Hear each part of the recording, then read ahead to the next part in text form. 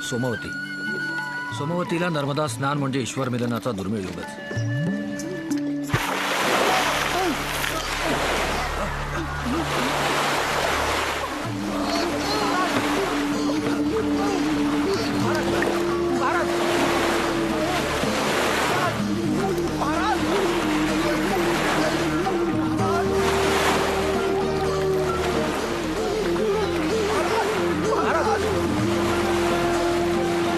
पाणी पाणी महाराज महाराज काहीतरी करा महाराज. आमचा नकार असताना आपण इथवर आलो,